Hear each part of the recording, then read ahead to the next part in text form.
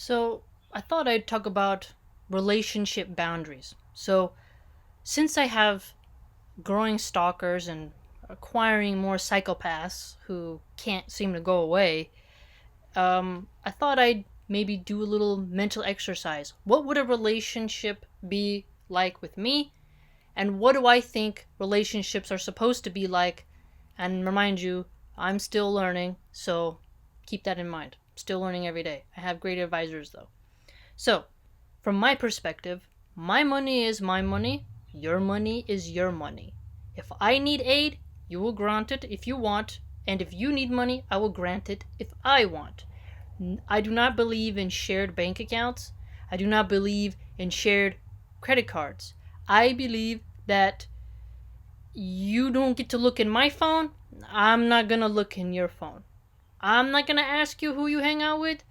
You're not going to ask me who I hang out with, even though I don't go hang out, So, I just do what I want to do, mostly reading and cooking. So, video games. I'm always fine. Oh, someone can always know where I am. So, that'd be one thing. Okay? I believe in sharing the cooking, sharing the cleaning. You pooped in the toilet, you got your poop stain on it, you're going to scrub it out. I'm not going to scrub it out. It's your job, right? I'll take out the garbage, you take out the garbage, right? I believe in splitting everything, right? I do not, if your friends come over, I'm not going to offer them anything. I don't do that. I'm going to go do what I want to do and maybe even leave the house, right? I would leave. I'm like, okay, your friend's coming over, I'm out. I don't want to hear your conversation. I don't want to be around them. Goodbye. I'm gone. I'll go stare at the sky in the park and relax in the grass, pretty much. The thing is, also, I'm an animal person. If you don't like animals, I just can't deal with you. No. You don't like firearms? I can't be with you. You don't enjoy peace? Can't be with you. I don't like nightclubs. I don't like fashion. I don't care about any of that. Right? Remember, some people project an image of what they think someone is, and you need to recognize that the projected image of who you think someone is not that. Okay? Do not lust and obsess over a person that you've never got to hang out with. Seriously. Think about it. For example, let me say it this way. If there's a baby, both are contributing. I wake up, you wake up. The beds needs cleaning, the beds need cleaning. I know how to fix things, you better know how to fix things, right? I don't believe in the helpless, give me everything, you go out and get everything. I don't believe in that. Now, we can take turns. Let's say you say, hey, I'm going to take off 2 months of work so I can go to this many semesters, right? Oh, or I'm going to do this. You need money for your books? I got this. Sharing finances with consent, right? Now, another thing is, a lot of people have said, oh, well, women have to beautify themselves. They have to always, if their man comes home, they need to put on all the makeup and all the costumes. Something that I've seen time and time again is that if someone really likes you, they don't pay attention to your stretch marks. They don't pay attention to your scars. They don't care about your hair color. They don't care about your shoes. They literally look in the black of your eyes, and it's just you and that. You can talk to each other just through your eyes. You don't even have to speak. You feel it. You just feel it. It just comes together. That is more of the authentic, healthy magnetism that keeps relationships together. The worst relationships I've ever seen and been a part of is where somebody is really oppressive. It's their way or the highway. They want to do all the talking, but they're not really qualified to be the leader, right? You really have to be careful, ladies, that, when you get married to someone, have children with someone, you are really very vulnerable in your position economically. And a lot of men do know that, and they do take advantage of that. They want that power, they don't have it at work, and they can flex it upon you. You need to always make sure you have ways to keep your partner's behavior in check. Okay? Keep it in check. Keep your line. Right? You have a right to talk about your feelings, how you had a bad day at work, and to ask him about how his was. If he's going to be this strong, silent type, comes in, is very irritated, why isn't this, why isn't that, but didn't see what you did or say thank you for everything else you did, you're in an abusive relationship. Remember, there are boundaries. Each woman has a right to her privacy, to her finances, and to her mental health and her intimacy, right? She doesn't have to be a performer for you all the time, right? It's really sad the amount of women I've seen be abused. And now starting to see even more of this attitude of domination, submit, and I really find it very weird how some people think you need to just shut up and deal with it, and that if a woman shares her emotions, she's a frantic, unstable person.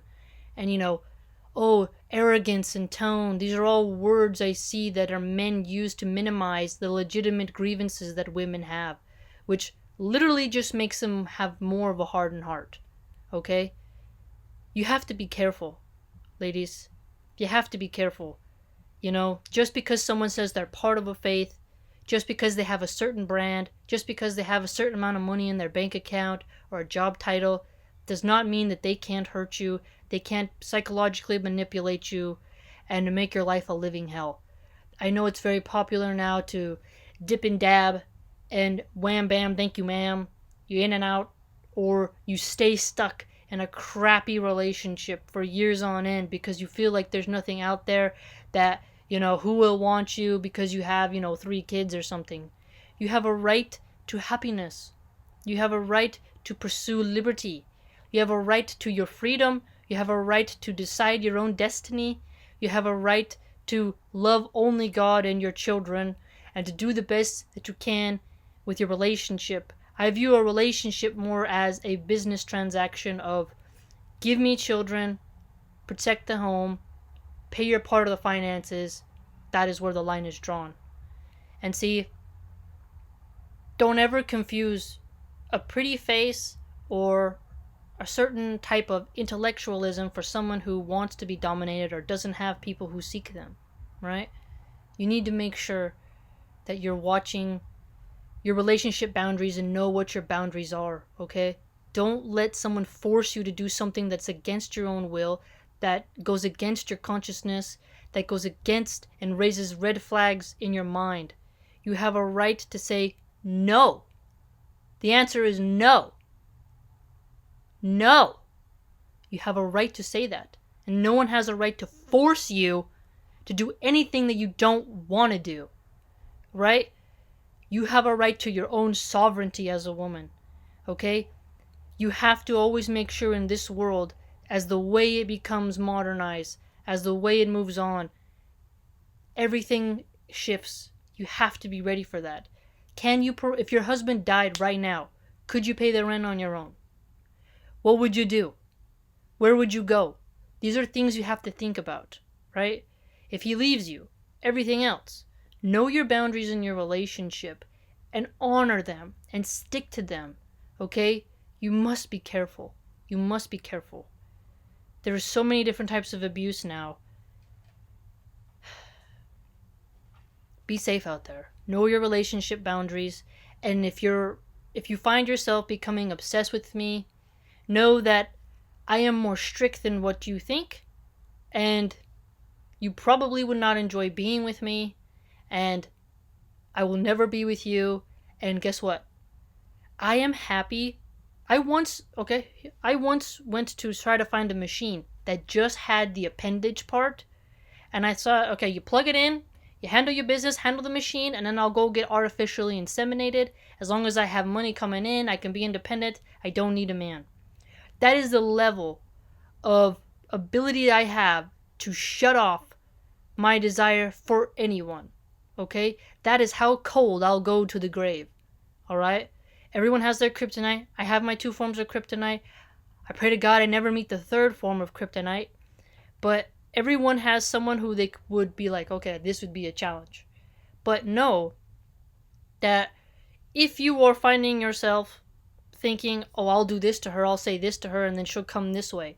You don't know me, and I will not be collared. I will never be put in a stable. Never. Never. Ever. I will always be free. I will always be a Tarzan. Always. I would prefer to be freaking in the mountains with the tribal people, but I have a little one who I need to teach, and when she is able to go on her own, I am going to the mountains and becoming a hermit. I'm giving up on civilization. I am not doing this anymore. Okay? There's nothing I really like, and with the way the world is moving, that's what I'm gonna do. I'm gonna be an independent farmer as best as I can, as far away as I can from civilization with my own library and clocking out on the world and doing the best I can to help the little children and help women who suffer from abuse and help young men become better versions of themselves by breaking them free from pornography and drug addiction and other factors. But you wouldn't want to be with me because I will not bow to you. And if you are looking for someone to bow to you, it will not happen with me. So do not waste your time. I am your nerdy online friend who you learn facts from and, you know, have interesting conversations about consciousness and philosophy and theology while we're on this planet together.